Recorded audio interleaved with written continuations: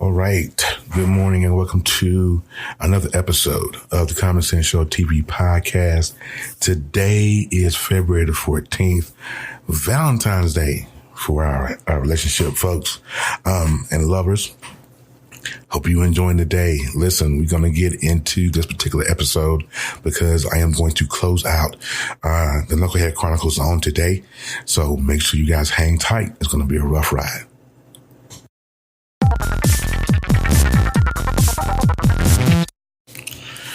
All right. Good morning. Good morning. Happy Thursday to you guys who are listening out here. This is going to be chapter 10, the finale of the Knucklehead Chronicles. And the reason why I'm going to end the finale, the series today is because, if I tell you the entire story, which is there's some things, in this story that I have left out, because when I write the book, I want you guys to purchase the book and to read the book, of course. But also, I want you to enjoy the podcast as well. So I try to do a little mixing and matching there. But today is chapter 10. This is the finale of the Knucklehead Chronicles. This is going to chronicle my life after Strawberry leaves, and up until about 3 years ago. So we'll go from there. Okay, so here we go. Now, if you guys have listened to the podcast at all, Strawberry has left. She's gone. After all the stuff that I put her through, she says, enough. I'm out the door. I can't do you no more. Da. So I go and move with my best friend in Greensboro. Let me tell you something before I get into this. You're going to find out who your friends are real quick when the chips are down. Okay. You're going to find out real quick that people who said there for you really ain't. And you're going to find it out real quick. So I went and moved in with my best friend in Greensboro, North Carolina. I don't call any names, but if anybody knows my story, knows that's where I was in Greensboro. And when I tell you, I went through an very emotional period, the year after, or for a year after, Strawberry left. Maybe because there's irreparable guilt that I had. I'm not really sure. But for an entire year, I struggled mightily with this. Because by the time Strawberry left, was going toward the end of our marriage, I had this desire to just make it right and to make amends and all that good stuff. But by the time I come to that point, Strawberry was so far gone. She was like, no, I don't, no, I'm leaving. I'm moving on. You did this, and this is, but my feeble mindset as a man was, come on, we can work through this. We can work through this. But what I didn't realize until later was that everything I'd done to her over the last 9 years, the last 8 or 9 years, it has chipped away at her. Chipped away, till there was nothing left. She had no emotion, no feeling, nothing. And I remember before she left, she was crying. I mean, I was crying to her and wanted her to stay. And, all men do it. Baby, please, baby, please, baby, please. We do that. All men do that. Don't let no man tell you that we don't do that, because we do. It's a lie. And so, we split. Like I said, she left. I moved with my friend in Greensboro. Now, this friend of mine, we've been friends for 20 some years. We were friends out of high school. Moved in with him, and he was that dude who tried to give me tough love, right? Like, you need to just forget about her and move on and do this and do that. But I really couldn't shake. Strawberry. So this is what happened. I became a recluse. I stayed with my friend, lived with him for about 6 or 7 months, in totality. And I did not come out of my room ever. The room that I stayed in that room everything. When I tell you that I did everything in that room, I did everything in that room. I ate in that room. It got to the point I was so emotionally messed up. I got to drinking. That's one of the parts of my life where I turned to alcohol, because I feel like alcohol was the only person or the only thing that can soothe my pain, right? Which we all know doesn't do anything but make it worse, or it just hides it for a minute, and then you sober up, and then the pain's back. So I was in my room for months. And they called me out. And my best friend and his girlfriend, they used to call me Hobbit. And I only would come out of the room unless if they were gone, if they went to work or something, I would come out and I would go and get something to eat, or I'll go to the bathroom, or whatever. But for the most part, for those 6 months that I lived with him, I did not come out of my room. He tried many times to get me out of there.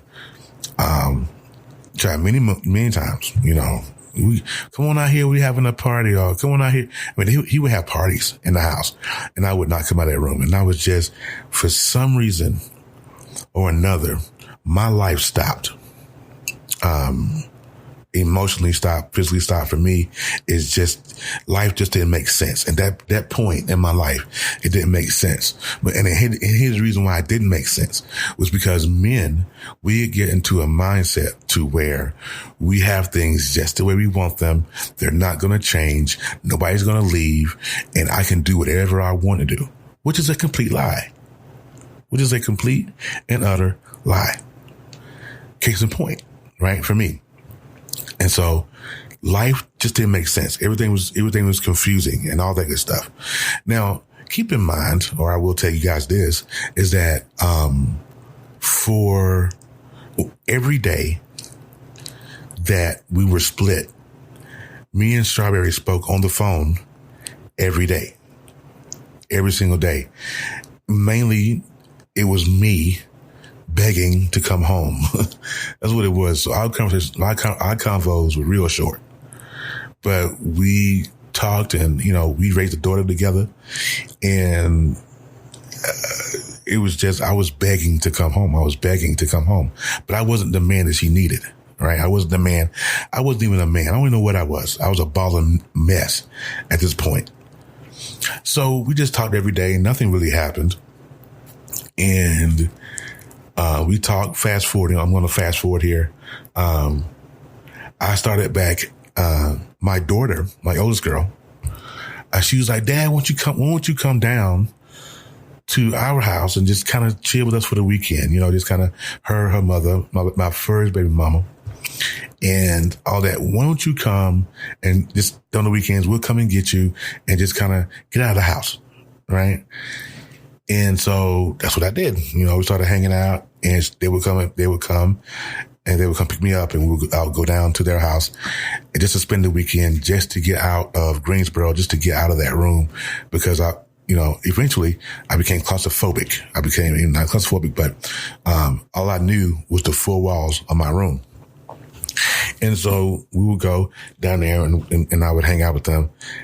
Me and my baby's mother, we found ourselves back in the throes, every now and then. She had a man, but it was just something to do for me, because I was lonely and I was hurting, and, I wanted to do something. And of course, men know that, baby mamas, we always can, manipulate our way, back into their life. But it was just a weekend thing. It wasn't nothing big. So they would, come and get me on a Friday or a Thursday, and I would stay with my daughter and the family down there for, maybe a Monday or Tuesday. She'll drive me back to Greensboro, and I would go back into my room, and I would stay recluse. My roommate at the time was like, dude, you got to do something. You got to get a job. You got to do something. And I was just not feeling it. I was not feeling it. So about 5 or 6 months in, now, he was like, you either get a job or you got to get out of here. You can't stay with me. You know what I'm saying? I've tried to tell you, tried to help you, tried to get you out of your funk. You ain't trying to hear me, none of that. So you got to go. You got to get out of here. And so, you know, I didn't heed the warning, right? I didn't heed the warning. So one particular day, it was a Sunday. I'll never forget that, because we had a snowstorm to come through, and then the city was shut down because, you know, we don't get snow in North Carolina like that. So the city was shut down. We had snow, sleet, and ice, all that. And, he had a party, and we were all drinking. That's the one time that I finally came out of the room. And I grew to dread that mistake of coming out of the room. So anyway, they had a party, and he had some friends over, and, I came out of the room. We drank, and so all of a sudden the atmosphere changed in the room. You know, atmosphere changed. So everybody started picking at me, you know, kind of being bullyish, but really just picking at me. You know, you don't come out of the room, you don't do this, you don't do that. And there was just moments where I just felt really uncomfortable. So we went out, the snow stopped, we went outside, decided to throw the football around a little bit, you know, to kind of ease the tension. So we go outside, throw the football around, and they're still picking at me. They're still bullying me or whatever. You know, I'm grown. I'm older than anybody in here. You know what I'm saying? That's what I'm thinking. And I was like, all right, cool. So the friends leave. His friends leave. And for some reason, me and him got into an argument. I mean, I'm sure it was alcohol. It was alcohol fueled. And we just got into a humongous altercation. And then it went from verbal to, next thing I know, I'm getting jumped, right? Because the friends came back, and, I got jumped by my best friend of 20 years and 3 of his friends. And I don't know if it was, I think maybe it was anger because I didn't get a job. I don't know what it was. But that particular night, my friendship with my best friend of 20 plus years, died that night. I'm like, I can't. And so me and Strawberry was talking about a Christmas visit. Now we split up in June. We split up in June of 2009. I was there Christmas 2009, just for a visit, you know. But my mindset was, ooh, she's inviting me up for Christmas. She wants me back. That's what I'm thinking. I was further, that could be the furthest from the truth, right? So I get there in 2009 for a visit. And I see my stepdaughter, and we have a good time that weekend, but something didn't seem right. There was a off vibe going on when I got there. My thought was she's gonna ask me to stay, and I'm gonna be good. Mind you, I only bought a one-way ticket to get there. So I'm thinking, yeah,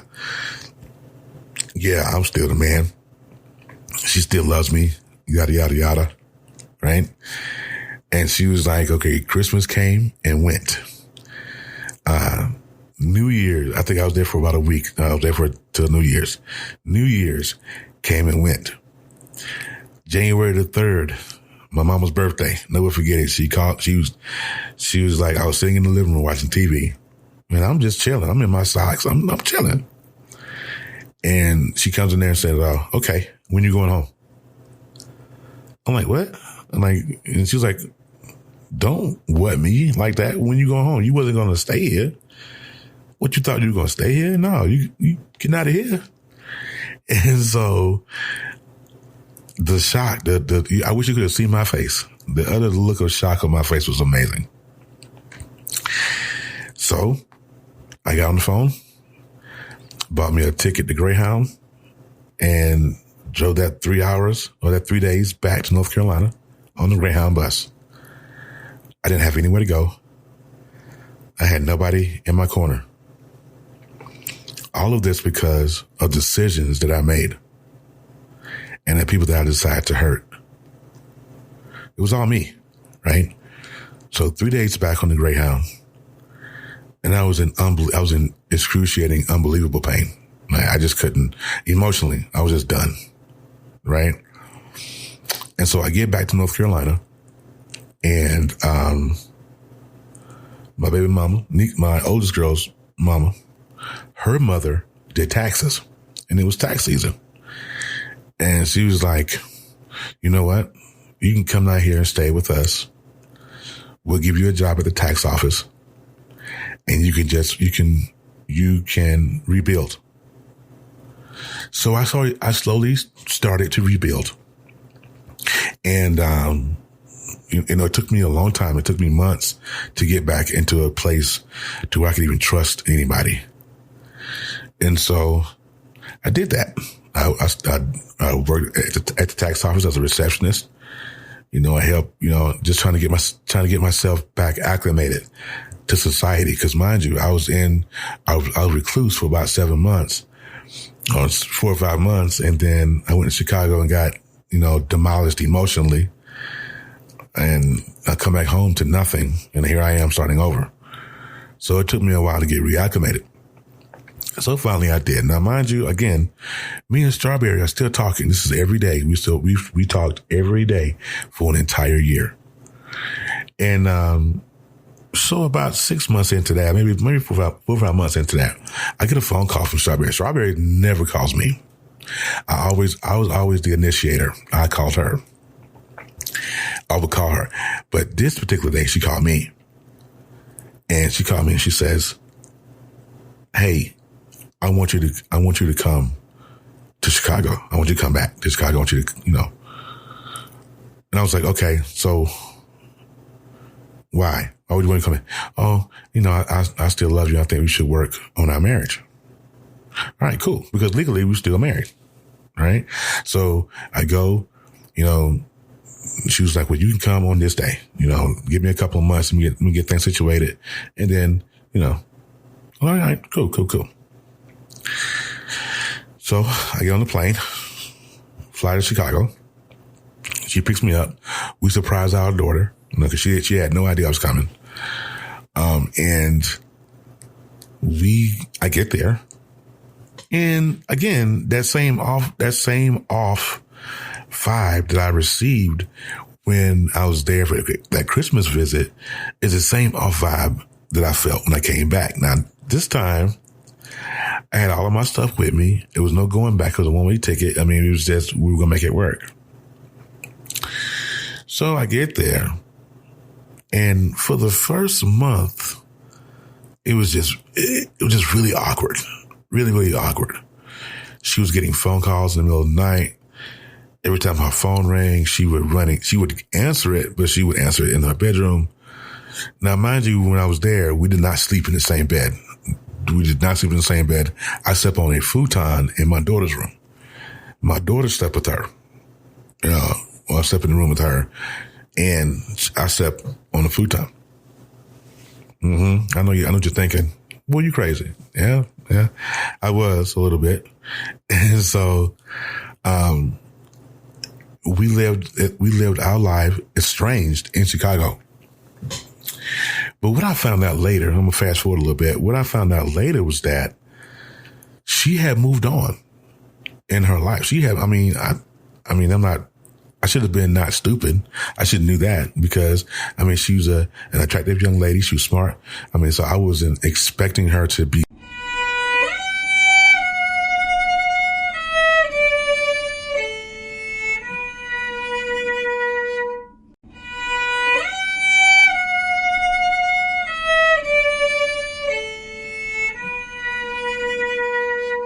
single for me. Okay, I'm lying. I did expect for her to be single for me. And, she wasn't. She did not stay single for me. She showed me real quick that you ain't the only man in my life. Here's the problem with the other man. The other man was supposedly her bestie, right? And he was also married. So you know me, I go snooping around. I'm snooping. I'm doing B&E in the apartment. Yeah. Those of you who don't know what B&E is, that's breaking and entering. Right. So I was in the house doing B&E. she would leave to go to work because I didn't have a job just yet. So she would leave to go to work, and I would take my debit card, my little Walmart prepaid card that you load money on, and I would slide it into her door and open her door. And so I would go snooping. I know you guys are thinking like, really? Why would you go and snoop? It's just like the old saying with women, don't go looking for stuff. You're bound to find it. Right. And so sure enough, I do enough snooping, and, I look up under her bed and I find love letters from this dude, teddy bears and such, and clothes and jackets and trinkets and all this other good stuff. And I'm like, okay. But what was most interesting is that there was a journal. Yeah, I know you got to think I'm wrong here, but I wanted answers. She wasn't giving me any straight. I wanted answers. So she had a journal, and I took that journal and I read it from cover to cover. And I was like, yo, and she was totally demolishing me, because, I was emotional and I wanted her back. So when we had conversations, I would cry and I would ask her to take me back and this and that, and it just never worked out. So in this journal, she was just talking junk. He a crybaby. He this, he that. He get on my nerves. When I come home from work, I don't want to see him. I don't want to talk to him. But this was your idea. You wanted me to come up here. So, just in this journal, she was talking junk. Also in this journal, she was making wedding plans with the dude. This is in 2010, mind you guys. And so she was doing this journal, and she was making plans to marry this man, in 2011 or 2012 or whenever, the date was. But he was supposed to have left his wife on, by January the 5th, 2011. So long story short, that day came and went, and it never happened. And he didn't leave his wife, of course, because men are going to leave, because men know that it's usually cheaper to keep her. That's the old saying. But in this case, he was a sole person in his home working, giving her a lifestyle. So he knows that if he'd left her, he would have to pay spousal support. Nonetheless, he didn't leave his wife. But even though she was mad at him for not leaving his wife, she was ultra mad at me because I didn't leave. And I'm like, and she actually told me one time, she's like, well, the only reason why he won't leave his wife is because you still here. What? Don't talk crazy to me now. That's retarded. Nope. That's not how it works. If he wanted to leave his wife, he would have left her. If he wanted to be with you, he would have left his wife. If that's real, you know what I'm saying? But that wasn't the case. So long story or short story, she was mad at me. So after the betrayal that he caused her, she started, kind of leaning back on me. We would go out on dates and, let's take it slow, Terry. And that's not. I was like, all right, cool. I'm with this vibe. You know what I'm saying? Mind you, we're still sleeping in separate bedrooms. We were still estranged in the same home. So we were going out on dates, and so like I said, and so we were even intimate a couple of times. I was there for 4 years. We were intimate twice, but that's besides the point. But she was still dealing with him. He would still call her at a certain time. He would call her on his way to work, and she would talk to him. She would stop and talk to him. So I said, okay, cool. That's, what can I do? But at some point, the fight in me was like, okay, excuse me, I'm sick of this dude. Don't he know you married? Don't he know you married? Don't he understands? You know what I'm saying? Why he being disrespectful? So me and him had a conversation, and so that didn't go well because she sided with him.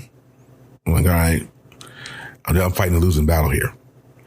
So I put myself into my work, And I worked and I worked and I worked and I worked 2 jobs. Now, at this time, she was starting school. She went to school online. I worked 2 jobs. I worked a security job at night, and then I would leave that job and go to Walmart and work day shift. I did that for about 1.5 years, almost 2. And then I met Melissa. This was in 2012. But Melissa and I both were at a place where we weren't ready for anything. She was a party girl still. I was still broken. And it just didn't work out. But we stayed friends forever and ever. And, of course, you guys, we're together now. And the rest is history. In conclusion to all of this is that when I was struggling, I was fighting for this marriage. She didn't want any part of me. So it confused me as to how or why she would even invite me up. But what it came down to was that, like the old James Brown song, it's the big payback. And that's what happened. It was the big payback. She wanted me to experience the hurt that I caused her. So she threw this man in my face every chance she got. Every chance she got. She threw this man up, even though, he wasn't even her man. Because he was taken. You know what I'm saying? But this was the big payback for her. And she had a good chuckle. And this is what I've read later in her journal, was that this was a joke, all of it. And the plan was that she didn't never tell me was that I was supposed to be here for my daughter. And you were supposed to stay here for 3-4 months tops. And you were supposed to be gone after that. You was left. I'm like, oh, well, she would have told me that. I'd have did it. That's not what happened, though. You didn't tell me that. So the big payback, you got it. You got it, sister. And I paid for it and I paid for it. And finally, in 2014, I said enough and I left. And I went back to North Carolina to live a boring life until we reconnected. I had some girlfriends in between. One of my best friends, I'm not going to call her name. I'm going to give her a name, though, because she's awesome. I'm going to give her a name. I'm going to call her Sunshine. That's her name. Well, I'm not going to go into in depth, but Sunshine was the brightness. And the reason why I call her Sunshine was because when I was in my emotional dump and I didn't know whether I was coming or going, she was always my friend. Always my friend. And we were friends for multiple years. I watched her kids grow up to grown people. So Sunshine was just awesome. And so we decided to take the plunge and start a relationship and all that good stuff. And it didn't work out, but we're still friends to this day. So I'm going to say this in closing of this series, this chapter. Fellas, don't be so caught up in the fact that things are the way they are now. Don't get caught up. Don't get comfortable. Don't ever get comfortable. Always shoot for the moon with your lady. If you love her, show her. If you don't want to be with her, leave her. Because there's no point in you dragging this queen in the mud and you're wasting space for her Boaz or her king to come through. Ladies, the same thing. If you be honest with us, if you don't want to be with us, let us go. Don't invite me to come live with you and you're going to dog me the whole time I'm there. Don't do that. So I had to fight for my manhood back because she didn't want to be honest. Ladies, be honest with us always. To thine own self be true, first of all. And then you can be honest everywhere else. My story, I hope this story inspired you. I know there was some life-changing moments in there. And you was like, oh my God, did he just do that? I did. But I'm hoping that this story inspired and motivates you to not do any of that. And let's make better decisions. Let's use a little bit more common sense. And let's do things the right way. Let's love each other correctly. I struggled in my life. I hurt in my life. There were things that I couldn't take back. There are things that I said that I can't take back. There are things that I did that I can't take back. And I had to go back, call Strawberry up, and say, I'm sorry for 14 years of nonsense. That's what it was, totality. 14 years of nonsense. I had to go back and apologize. You know, even though she did wrong too by dating this married man, I didn't expect an apology from her because my closure in my life didn't depend on whether or not she apologized to me. It was for me to apologize to her. So I went back and I apologized to her earnestly and said, you know, I want you to forgive me one day. I want you to understand that I always felt this way and whatever. But I'm sorry. Sometimes, fellas, it's okay to go back and say, I'm sorry or apologize, especially if you know you did wrong. We know that, right? So as long as we learn how to admit it, get to the next stage in our life, use more common sense, we can now proclaim ourselves to get out of knucklehead status. If you're listening to this, and if you're a complete knucklehead, I'll pray for you. Here are steps that you can use to get out. 1, forgive yourself. It's okay. Forgive yourself. We've all made mistakes. We've all sinned and fall short, right? That's 1. Forgive yourself. 2, forgive her. Move on. Move on. You cannot maintain anything if you have not forgiven the other person. Wash your hands of it. Be done with it. 1, forgive yourself. 2, forgive him or her. Okay? 3, change your mindset. Change your life. I lived for years emotionally jacked up because I had that same woe is me, it's all your fault, I'm the victim here mindset. Change it. Change your mindset. Change your life. Excuse me. 4, change those negative thoughts into positive ones. Start feeding your spirit with more positive stuff. Read a book. Go to church. Whatever you need to do. But while you're emptying yourself of negativity, you need to refill yourself with positivity. Okay?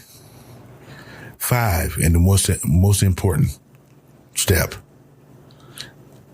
is love yourself completely. Okay? Step 1, love yourself. Step 1 is forgive yourself. Step 2 is forgive him or her. 3, remove the negativity. 4, replace that negativity with positivity. And 5, love yourself completely. Then and only then will you come into a place of peace, joy, and tranquility, and you're able to coexist with the next person in your life without snapping their neck, because you are now free. It took me a long time to get free. I'm free from my emotional turmoil. I'm free. I've forgiven her. We talked. She said she forgives me. I'm free. Are you? sometimes you just got to let them people go. You know what I'm saying? All right. That's going to do it for this series and this episode of the Knucklehead Chronicles. I really do appreciate that.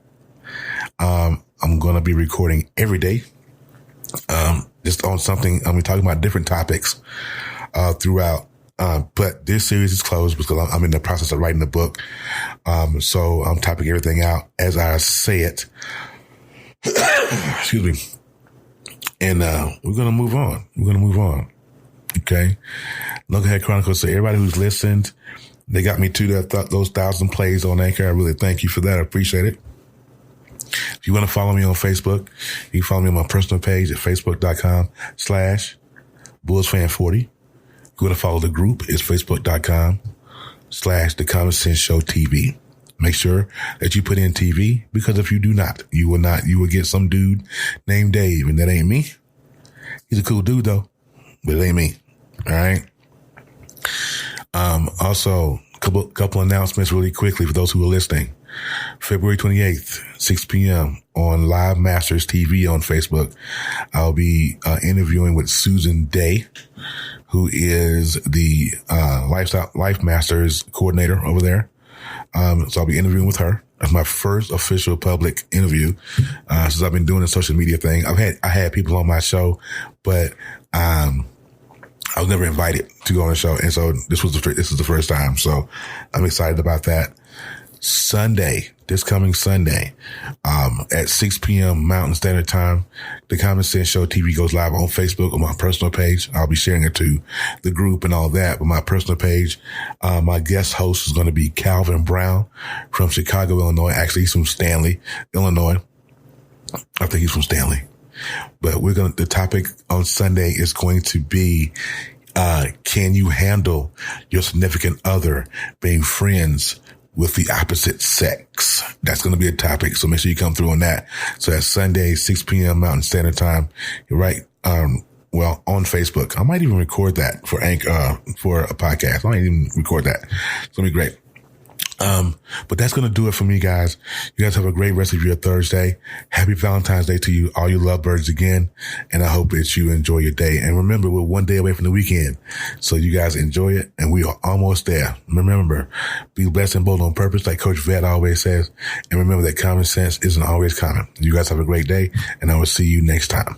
Peace.